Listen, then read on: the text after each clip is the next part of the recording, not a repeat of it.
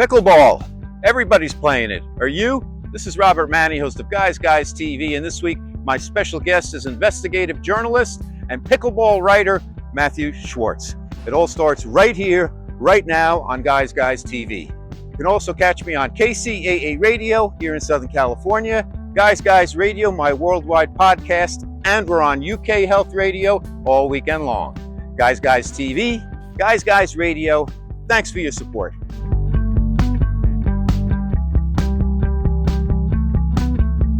Okay, Guys Radio is the interview portion of our show, so we welcome our YouTube and Rumble viewers to the show. And as I mentioned today, we're going to talk about pickleball. Our special guest is Matthew Schwartz. He spent 40 years in TV news, a lot of it in New Jersey, and won more than 200 awards, including 4 Emmys, 4 Edward R. Murrow Awards for investigative reporting. He's interviewed everybody from Son of Sam to Donald Trump, and a lot of those annoying people that you see on TV who try to scam people or change the odometers and try to sell cars as new cars. Matt was all over that for years, and he was a true advocate for the consumer in the New York, New Jersey area. I watched him for years when I lived in New York City. His 2020 memoir, Confessions of an Investigative Reporter, was an Amazon #1 bestseller, and now he writes a weekly blog for Hoot Sports, and he plays pickleball 6 times a week, and he also writes for Pickleball magazine now. So I wanted to introduce pickleball to a lot of our listeners and viewers who are unaware of it and get into the fine points of it with those who are familiar with the game, because it's exploding, and I'm curious about it myself. So let's learn together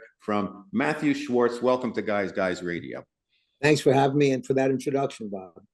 Well, you know what? Just the truth to be told, Matt and I go way back. I have a photo of us together at my 7th birthday party. So we've been friends since we've been kids back in River Edge, New Jersey. We played baseball together. We played soccer together. We had lots of laughs, and we've always stayed in touch every so often over the years, and it's always been a great relationship. So I'm thrilled to see you again. And Matt, by the way, has been inducted to, or is being inducted to, the Riverdale High School Hall of Fame, and well-deserved. Great work on your behalf, Matt.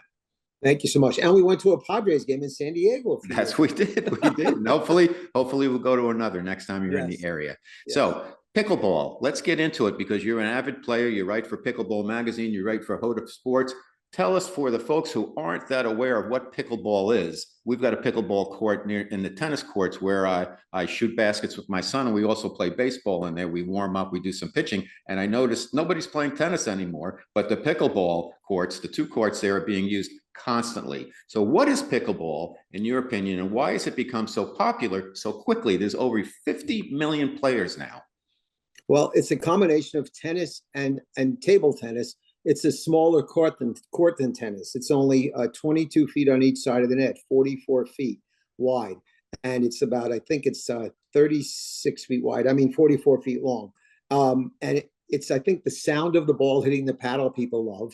And to answer the other part of your question, the baby boomers now, who can't cover so much ground on the tennis court, find this small court. I thought it was a stupid name with a stupid game. I was at a July 4th party, 2020. And the hosts had pickleball paddles and balls. They came out with them into the backyard from their house. They showed it to me, and I didn't do anything about it for 3 months. I needed another hobby. I just retired 2 weeks prior. In June of 2020, I retired. September of 2020, I went to a clinic, a group clinic in Tucson, where we were living at the time. And I was obsessed and hooked in 20 minutes, which most people are. It's just such a fun game. And it's really brains over brawn. It's strategy, technique, like a chess match. You know, while reading your articles and reading some of Pickleball magazine, I came up with all these different terms, and a lot about the mental game, a lot about the strategy. And the people who were playing, though, were from like the 20s to the 60s or 70s, and it's exploded here in Southern California. So just for context, where did pickleball begin? I read something about 1965 in Bainbridge Island, Washington. And Bainbridge Island. A couple of guys who were friends, one of them was a state legislator in Bainbridge Island, and they had a volleyball net set up on a kind of a cracked, cement area by their driveway, or maybe it was their driveway. And they were bored, and they just had like ping pong paddles, or some kind of early version of a pickleball paddle. And they started hitting a wiffle ball around. And there's two different stories about how the name pickleball came about. One was that the guy, the homeowner, had a dog named Pickles who kept interrupting the game by, getting the ball. And then the other story is that somebody had a pickle boat in that group. But these four guys started in Bainbridge Island, Washington, or three guys, and it really didn't explode. It got popular slowly, more in the Pacific Northwest, Bob, than the rest of the country, at first. But really, so many people, myself included, became obsessed with it during the pandemic, during COVID-19, around 2020. A lot of people started playing to get outdoors. Now, the equipment, just to keep it simple, it's like a wooden paddle, similar to a racquetball paddle, and then the balls are like hard wiffle balls that have a lot of different holes in them. So it's not exactly like the wiffle ball we play the baseball version of wiffle ball with. Oh, my bag's 5 feet away, but yeah, the paddles. Yeah, sure. I have to get off camera. Is that okay? Yeah. I mean, yeah. I can't reach it. Okay. Okay. So Matt's grabbing for our viewing audience. Matt's going to grab some of the equipment and we'll talk about that. But basically, you've seen people playing and you hear the clack, clack, clack because the wiffle balls that they use are usually, I believe, yellow and they've got a lot of holes in them. And the paddles, I believe, Matt, correct me if I'm wrong, are they wooden or are there some type of synthetic material that they're made out of? The original ones were wooden, but now they are carbon fiber and also Kevlar, the same material used in police vests. DuPont Kevlar is becoming popular. I believe to be tournament approved, they can't be more than 24 inches total in length and width. I'll just show you one paddle now that I have. You see that okay? Okay, yep, see it perfectly. Okay, so it looks like kind of a ping pong paddle on steroids, but instead of being rounded, it's more of a kind of a square like a soft rectangle, if you will. Yeah, here's another one I have. Okay. I have two. One's for power, one's for control. Now talk to us about that. So how do you determine like which paddle to use? And you call it a paddle or a racket? Paddle, definitely called a paddle in pickleball. People make a big deal about that. I don't make a big deal about it, but they call it. This is a pickleball. Okay, so Matt's holding up the ball. It's 40, like a 40, day glow green, yellow greenish. Yeah, like a neon yellow. And the pickleballs used indoors are different than outdoors. This is an outdoor ball. Okay. The balls used indoor have larger holes. The reason being smaller holes because of wind potential outdoors. It won't be as affected by the wind with smaller holes. Yeah, they're just, wiffle ball. Okay. Kind of so plastic, and they get scuffed really fast. And you get a new one, they take it to the courts 2 hours later. It looks like it's a year old. How long does a ball last? A lot of people love this noise, Bob. Yeah, that's it. They love that. The ball, not that long. If you play every day with a ball, sometimes 2-3 months, and sometimes they crack. In fact, some companies are coming out with balls that are supposedly guaranteed not to crack because in the cold weather, especially outdoors, like below 35 degrees or 40 degrees, I've had balls crack the first day. But they're not that, they're $3 a ball, generally speaking. So in terms of, there's a lot of health benefits, obviously, not just physical, but mental, because you have to have the fast reaction. You have to have some type of strategy. But from an injury perspective, a lot of folks who are boomers who are playing now because they can't cover the ground on the tennis court as easily. Is there any issues if you've had any type of joint replacements, knee, hip, or any type of elbow issues or anything? No, I haven't, but tennis elbow is very common.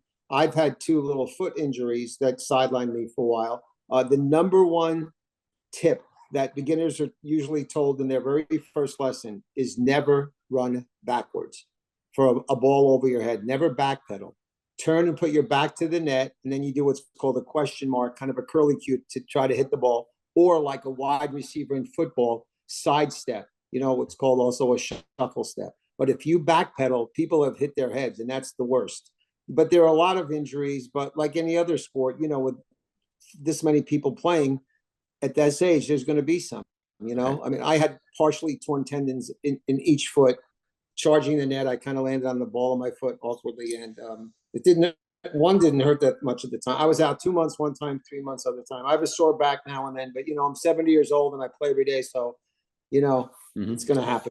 So talk to us, Matt, my special guest, Matthew Schwartz, award-winning author and investigative reporter. We're talking about his new passion and his new career, if you will. It seems to be taking off at pickleball. So talk to us about, for those who aren't familiar, Matt, with how pickleball is scored. How many point, is it a point that you get? How do you get a point? And how does that all work?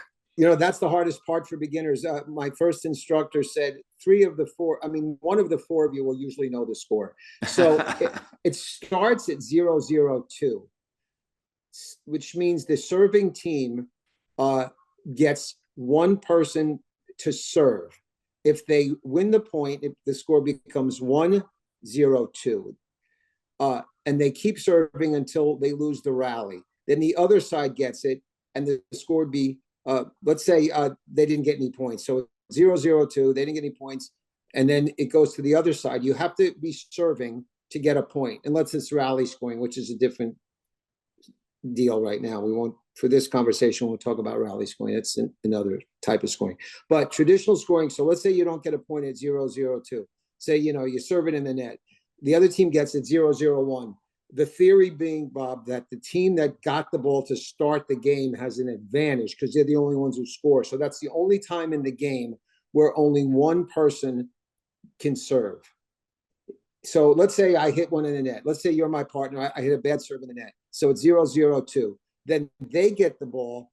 They get served, side out. They get served. And let's say they get a point. Then it's 1-0-2. And they switch sides. So the server has to serve into the opposite box at 1-0-1. It's 1-0-1, I should say. And the first number denotes your team score. The second number denotes the opponent's score. And the third number denotes the server's number. There's a 1 or a 2 server. It seems really complicated, but after a couple of days playing, you would get it. I don't know if I explained it very well. Absolutely. And I notice when I see people playing that it's very seamless, that they know exactly what to do. Yeah, they do. So when you're serving, do you have to, you stay behind the end line? The baseline, and you would be next to me. Let's say I'm serving from the right box. Okay. I'd be serving it to the left service box. You'd be next to me behind the baseline. Reason being, you must let the ball on the return bounce, at least just once. Bounce. You can't hit it on what they call the volley or on the fly. You must let it bounce. So if you creep up and they hit a good deep return at your shins, you're going to hit it in the net. So there's a saying, serve and stay, return and run. Meaning after the serve, stay behind the baseline, 18 inches or whatever, in case they give a good deep return. You want to keep your opponents back. You want to be the first ones up to the non-volley zone line, also called the kitchen line. I've interviewed a legendary coach, Richard Movsesian, who I'm going to take some lessons with in Florida in a couple of weeks. He says the number one mistake that 3.5 players make, that's the average rating for 75 to 80% of all pickleball players, is they don't get within 1 inch of the non-volley zone line as soon as possible and stay there, either because they're afraid of the ball or they don't know strategy. After you return this serve, you should do a slide or shuffle step, staying balanced and in ready position and low up to the non-volley zone line till you're 1 inch from it, because that gives you advantages and angles, and try to keep the other team back. Hit it deep. And then what happens, and you watch the pros, I love watching sports, as you know, and you do too, Bob, but I don't really like watching pickleball. I like watching lessons, because here's what a pickleball match is. And I respect and admire their greatness, their quick reflexes. Every rally is like 40, 50, 60 dinks. A dink is a short shot into the kitchen, where you're allowed to go in the kitchen when the ball bounces in there. You're allowed to go all the way up to the net if the ball bounces first. You just can't hit it on the fly in the kitchen, or also known as the non-volley zone line. But they'll do 40 or 50 dinks in a row. Somebody will mess up and hit a high, or what's called an attackable shot, and then the guy will slam it, and that's the end of the rally. And that seems like that's all their rallies. So when you're serving, this is underhand, kind of sidearm, overhead. You have to keep the paddle below the wrist. You have to keep the paddle below the wrist. You can't do it sideways or overhead like in tennis. You certainly can't do an overhead. During the rallies, you can do overhead smashes, but the serve paddle below the wrist. And I believe, and I'm not positive this, but I believe waist high around navel, belly button high. You can't like serve sideways or too high. So So is it hard to be accurate, Matt, to get the well, ball in I had the on a service. serve? Well, it shouldn't be. Good players almost never get faults. That's the bane of existence for a lot of players that are 3-5 or less. You should really never just lose a chance at a point because of a lousy serve. I had the service yips for a while, and I watched a couple of videos, and the guy said, do what's called a drop serve, where you let it bounce. Now, you can hit the ball right out of the air when you serve, what's called a volley serve, or you can let it bounce. I have gotten more accurate now letting it bounce, the drop serve. And you can do that. You can bounce it once, stay behind the baseline. I'm just more accurate. I point it to the middle of the service box where I want it to go. I hold it a little over shoulder length high. This is what this legendary coach, Richard Movsesian, his name is Coach Mo, he's known as.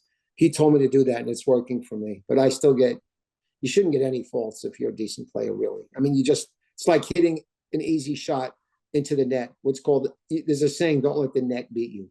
I mean, a lousy shot over the net, a high one, is better than hitting the net because at least you make them field it, play it. Because a 3.5 player may mess up an easy shot. That at least you got it over the net. You have to make them play it. And a lot of times you see them hit it in the net or hit it deep. Now, you've mentioned a few times the player rating, the 3.5. As a golfer, I know, we get a handicap every time we play around, we fill it in, and your handicap adjusts based on what's called the slope rating or the difficulty of the course you're playing. For pickleball, how do they rank the players, and why are so many players in that 3.5 area? 1.0 to 6.0, but anybody above like 5.5 or in the high fives or 6 is basically professional level.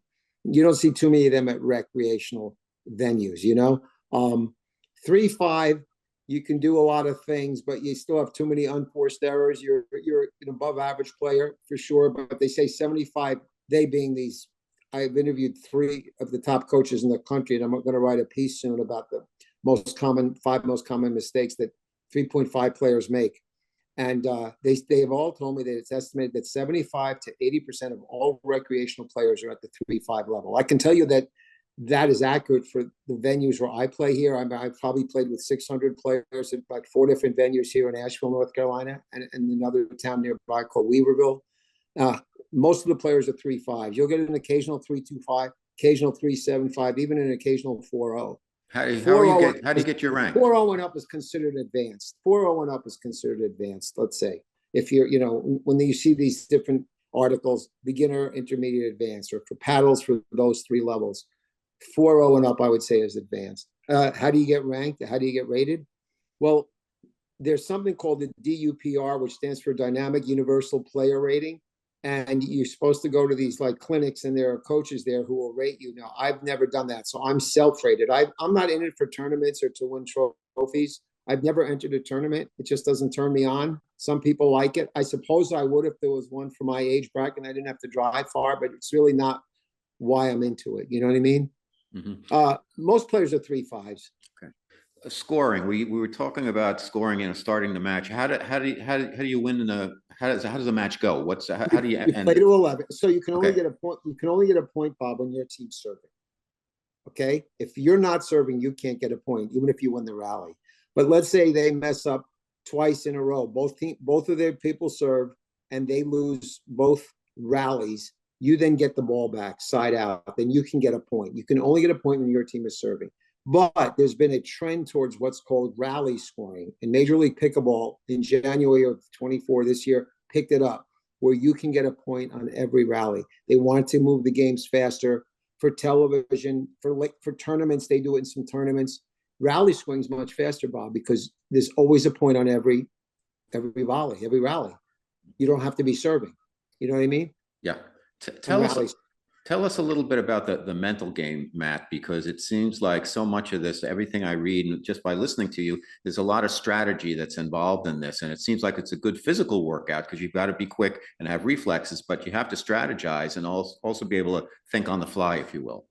There's constant lateral movement, first of all, and quite a bit of up and back, but there's a ton of lateral movement, especially in the area close to the kitchen when people are dinking. They're doing angle shots, baseline shots.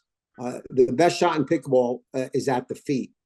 And Also, if you can do, especially at the 3-5 level, a dink in the middle.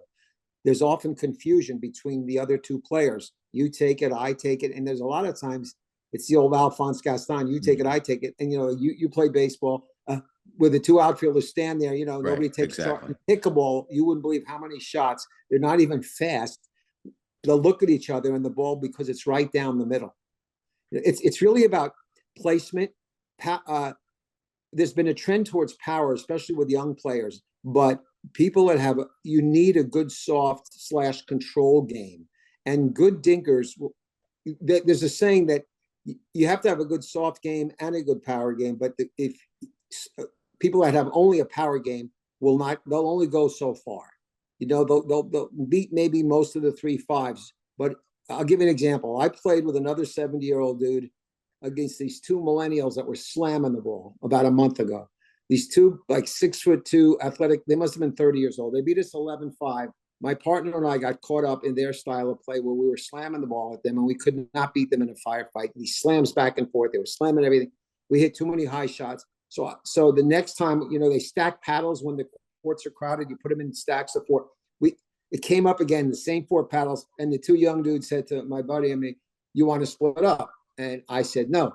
I had talked to my buddy in the interim. I said, "Listen, if we're going to lose, it's okay, but let's lose at least at our style. Let's just try to dink them to death." Now, they had beaten us 11-5. We beat them 11-5 in the rematch because we hit everything soft. Now, that is the bane of the existence of the 3-5 and lower player. We hit too many pop-ups. If you can keep the ball down, don't let the net beat you, and keep it low at the feet, you're going to win like 80% of the points at the 3-5 level. It's the pop-ups because your paddle. Now, if you think of it, Bob, think of the net. And if you can keep it low, the paddle has to be facing upwards. They can't slam it. So they're not going to be able to hit a hard shot.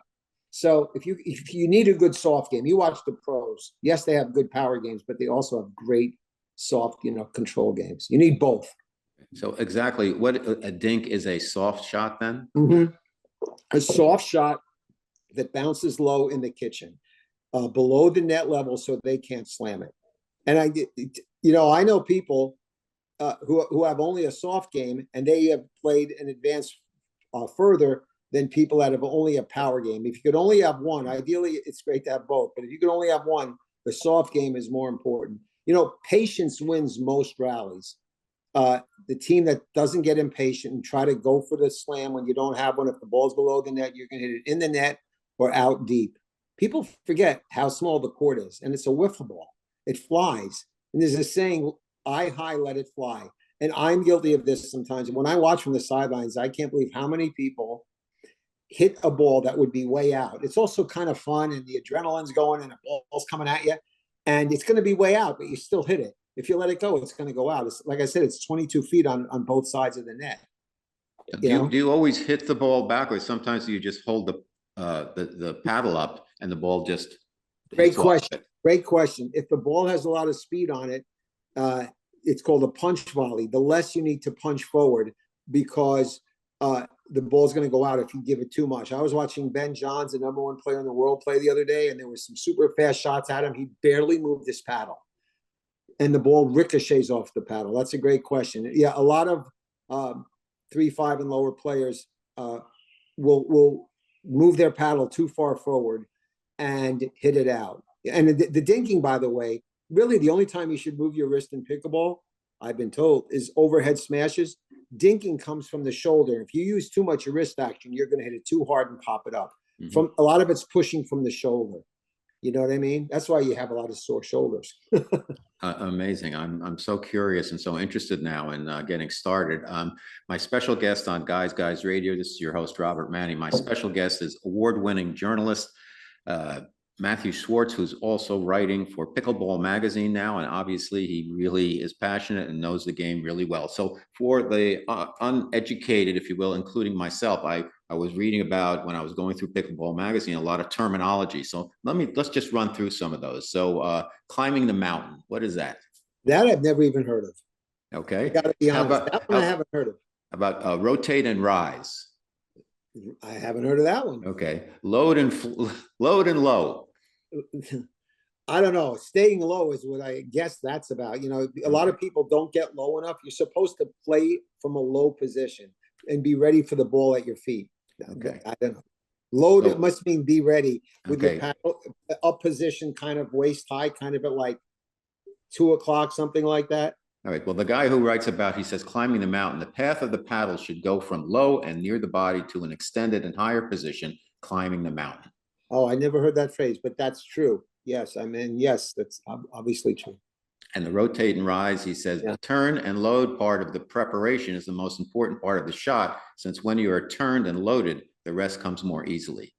You generate the right amount of power and control when you rotate and rise, straighten the knees through the forward motion of your shot. And as you do so, you extend and raise the arm throughout the follow through. Yes, and there are some coaches who espouse the teaching of pretend there's a V like here between your leg and always hit the ball out in front. Don't shake. It's called chicken wing. If your elbow's too close to your body, you're going to hit it in the net or wide right. The ball should be paddle should be out in front. Too many people wait till the ball's too close to their body. Paddle should be out in front like a V. And when I see people wind up like old tennis players, I'm generally happy because they're going to hit the ball out deep. Uh, you shouldn't really wind up with the big tennis swing. You know what I mean? It's a shorter swing in pickleball. Now, do you aim when you're playing? You want to, when we play golf, we want to hit the ball down the middle. You want to stay on the fairway. When you're playing pickleball, do you want to play a lot of the game in the middle of the court and then go for, when you have a chance to slam one, you do so? Yeah, I try to hit most balls low middle. And as you get better, when I started playing, I read a book and the author said, pretend the court is 3 feet narrower and 3 feet uh, shorter. Don't get too cutesy and aggressive with these shots you want to hit the line, the sideline or the baseline. Just get it over the net, low middle. Think low middle at the beginning. And as you get better, like most players at the 3-5 and lower level, their backhands, like in tennis, are inferior to the forehand. So as you get better, and you can hit to the person's backhand, especially their backhand foot. One guy I know says backhand toes. If they're a righty, as most high majority of the overwhelming majority of players are, if you could hit it to their left, he said, look at their left big toe or pinky toe, but the left foot, it's going to be low backhand, and they're not going to be able to do much with it. But yes, to answer your question, I do. But a lot of mistakes, and I do this a lot, is you don't keep your head down. You look up where you're going to hit the ball. You take your eye off the ball. You should see the ball hit the paddle. And one coach I know, the one I'm going to take lessons with in Florida, says you should actually make a little sound to yourself when you hit the ball. Just get in a rhythm. Make a little grunt, not like what's her name, Monica Seles with the big Right. yell. And a lot of the tennis players make a little sound to yourself. But you got to see the ball hit the paddle. Don't pull your head up too early and look at the net or the guy, the opponents. You know what I mean? Keep like your head down in a golf strut, right? The follow through. Makes perfect sense. So overall, big picture for pickleball, it's not just growing, it's exploding across the U.S. How about internationally? Are there other countries where it's really taken hold the way it has here? I'm friends with some guys on Facebook who have actually been teaching pickleball overseas, China, Malaysia. I have a profile in my Hoodef. Hoodef, HUDEF, is a pickleball equipment company, primarily paddles, and I write a weekly blog for them. It usually posts on Tuesdays. This week it's Thursday, and the profile, the person I'm profiling in the Mars piece, he's leaving Saturday for Italy, Greece, and forget Istanbul, and he's going to go on a couple cruise ships and a couple sandals resorts, all to teach pickleball. So yes, America is still ahead as far as number of players, but it's booming also overseas. It is. And most paddles, by the way, are made in China, are like 4 factories. And the Chinese are starting to get into pickleball. So yeah, it is exploding there, but not yet here. And they're trying to make it an Olympic sport, but that's another topic, for down the road. There's some pro leagues now, Matt, and can Oh you yeah. watch I think there's something called Pickleball TV. Is that an app or Yeah, what? Selkirk, the big paddle company, has an app, Selkirk TV. It's Pickleball TV, and now it's getting on ESPN, CBS. I mean, they had some celebrity pickleball matches. There was just something on, I want to say Amazon, on Prime, as they call it, called Breaking Pickleball, about a new pickleball league in Arizona, in the Phoenix area. at an indoor venue, and it's about this new league starting. So yeah, I mean it's booming, and you're getting a lot of younger people into it.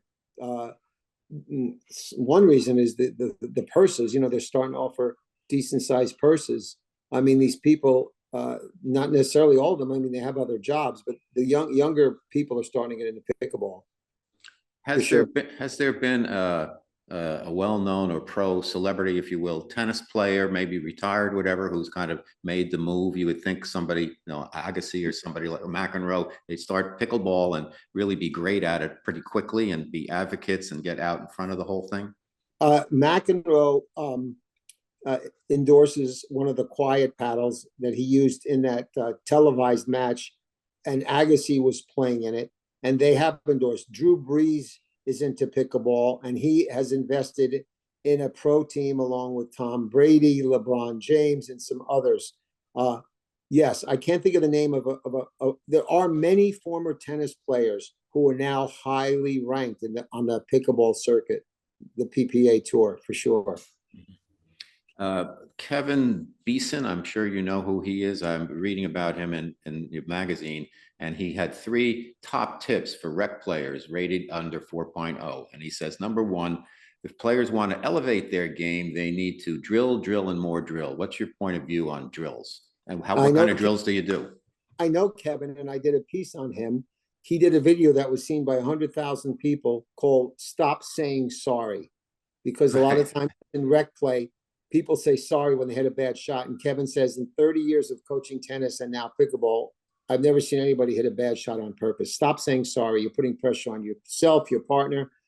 And he does some really great, just make sense type videos. Um, he's in Hood River, Oregon, in fact. Yeah. What was your question though about? Drills. Yeah, yeah, Drills. yeah, What type of drills and are yeah, they yeah, important yeah. in your opinion? So a lot of nobody wants to do this. I mean, I shouldn't say nobody. Most rec players just want to show up, warm up for 10 minutes, a lot of, and then play, including me. But a lot of coaches will say to be really good, you should drill 80% of the time. And very few rec players want to go 4 out of 5 days and drill. They just want to play. But yes, the experts say you should drill as much as 80% of the time spent on the pickleball courts, not just play rec games. You know what So, happens, Bob? Let me just say this is a typical scenario, real quick. When I started, according to the really good players in Tucson, I went quickly to a 3-5. Since then, I've stagnated because I took lessons at the beginning and did some drills. But since then, I rarely drill. Maybe once a week I'll go drill. And if that, and that's not enough. If you really want to improve, you need to drill, maybe take lessons, but certainly drill more often than you play. But most rec players don't want to drill that much. okay, so maybe a dumb question, but I'm going to ask it anyhow because I've been dumb about pickleball the entire conversation. But how do Yeah. you drill? Number one, how do you drill? What are the drills? Do you need another player to drill with? And can you play pickleball with if there's just two of you? Yes, there's the drill that many coaches espouse as the number one, the best drill, at least their favorites, is called skinny singles. That's when, say, you and I were playing. We can start on the same side of the court, and you must hit the ball on the center line and over. You must hit it on this side of the court, half the court. Okay. And then maybe I'll go on the left and you'll go in the right corner. And we have to hit it. You must hit it on my side of the court, non-volley zone line included, or the service box. I hit yours. That's called skinny singles. There's another drill called the accordion. You stand near the net at the non-volley zone line, and I stand at the same spot on the opposite side of the court. Accordion, I back up 2 steps. You hit it at me pretty hard. I back up 2 more steps, ditto, until I'm at the baseline. And I'm hitting what's called a drop shot. The third shot drop is maybe the best shot in pickleball. It's also maybe the hardest. And then from the baseline, I come forward. Just like I went back 2 steps, I come forward in increments of 2 steps until I'm at the non-volley zone line. And then you'll do it where you'll move back. What this is, Bob, it practices hard volley shots, but also your touch and control from different areas on the court. But the third shot drop is considered a really great shot. It's like I serve to you and you return it to me, that shot number 2. And then you come to, if you hit a good deep shot to me, and then you're by the net, A third shot drop, it's hard because I'm all the way back in the baseline, 22 feet, is for me to hit one. So the apex is right here over the net and it lands in the kitchen where you can't slam it. But what happens a lot of times with inexperienced players is they'll hit a third shot right at you at the net, too high, and you'll slam it. And then the other shot, some people don't like it. I think in rec play, it's fine, especially if your opponent isn't like 6'4", is the lob, where I don't feel confident, let's say, in my third shot drop, or I want to mix it up. I mean, variety is the spice of pickleball, too. I hit a lob over your head instead of do a third shot drop. And then you have to run back and try to retrieve it. Amazing. So my special guest on Guys Radio, Matthew Schwartz, just a couple more questions. So what are kind of, for those who are curious like myself, what are the kind of the three main benefits you get out of playing and playing so often? It's an incredibly social game. I mean, you hear stories all the time, and I know my wife and I have made friends from pickleball. People we go out with regularly, and nobody talks about what you did for a living. I've hardly ever been asked what I did for a living. Nobody talks politics. It's just we talk about pickleball, really, and we laugh a lot. It's kind of an unwritten rule. You just don't discuss those things, I suppose, because I've never been asked about my political background or my work background. Exercise, camaraderie, friendship. It's so much fun. You always hear so much laughter at pickleball courts. It's great exercise. I've probably lost 30 pounds since I started playing. Wow. Besides the fact that I became plant-based and have a healthier diet, but you just feel good. And I think also, especially as you age, I'm 70, you get sharper from physical exercise. You know that from what you do. You just get sharper. You think more clearly about things. Yeah, it's absolutely true. What do you think, Matt, is the future for pickleball now that it's really kind of gotten roots? It started in the Northwest. It's spread across the U.S. There's 50 million people playing. It's going international. What's it look like 5 to 10 years from now? You mentioned briefly the Olympics. I would think that's a natural. If we've got breakdancing in the Olympics, as you've written about, that why not pickleball? Yeah. Indoor venues is the big thing now. These chains like Chicken and Pickle, Ace Pickleball franchises, they're popping up around the country. Indoor pickleball. That's huge. It's getting really big. That's number one. Now you do have some controversies with the noise in a lot of communities. The HOAs, people who live near pickleball courts. Now, listen, I love pickleball, but I wouldn't want to live near a pickleball court. So what you're doing is, the manufacturers, the paddle companies, are working on quiet paddles. There are at least 3 out there that I'm aware of now, and they're also working on quiet balls. In Sacramento, one HOA told their players that they had to get quiet paddles. Now they got a big discount on these paddles. Instead of 150 each, they were 100. And now the HOA bought a few for them too. But the people agreed if they don't want to lose their pickleball court, so rather use quiet paddles than no paddle at all. But that's happening around the country where people are upset who live near newly built pickleball courts. They weren't there when their house was built, and now they're converting tennis courts with the quieter sound of it, obviously tennis racket and a tennis ball, to pickleball. So people are obsessed. So that's a big trend too. Rally scoring, I think, is going to happen eventually. Some people don't like it. I'm fine with it because that makes the games go faster. Because sometimes people are playing till 9 at some of these venues, Bob. They're so crowded. You play to 11 typically, win by 2. So those are some of the trends that I can think of. Oh, and the paddle business has exploded. There's something like 1,200 paddle companies. And a new paddle comes out something like every 36 hours. Wow, amazing.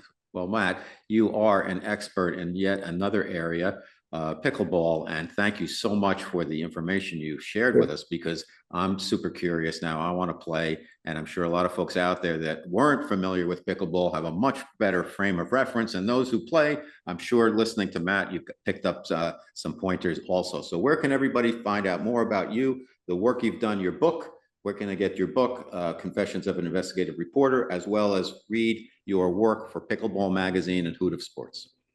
The book's available on Amazon, barnesandnoble.com, indiebound.com, and my website, matthewschwartzbook.com. My blog for Hootef, it's HUDEF Sport, comes out generally every Tuesday. This week it's Thursday. and that's a weekly blog. I write, I try to write inspirational stories, some tips in there. It's all things pickleball, except at the end, I put in some personal thoughts of the week about culture, arts, movie, just little funny tidbits. And then I've been writing for Pickleball Magazine since May. The current issue, I have 2 articles in. One is about spectacular backyard pickleball courts that people own. And you could read the cover story for free at pickleballmagazine.com. However, you have to fork out over $28 if you want to get a subscription, which allows you to read more than the cover story, the entire magazine, obviously, and you get the old-fashioned, beautiful, glossy hard copy, a lot of great content mailed to your house. My other article in this current issue, September, October, is my favorite article. It's about a 59-year-old middle school guidance counselor from Utah who had a bucket list dream to play at least one pickleball match in all 50 states. Fantastic. Yeah. Listen, you're doing great work. Keep it up. And I can't wait to share my stories of pickleball once I get started. You've inspired me. I got it. I'm psyched. Thank you so much, Matt, for being on Guys Radio. Second time on the show and a good one. Thank you, Matt. Thank you, man. Thank you. Thanks for having me, Bob. If you enjoy the content and guests I bring you each and every week to Guys TV and Guys Radio, please support us by subscribing to our channels and platforms. Thank you.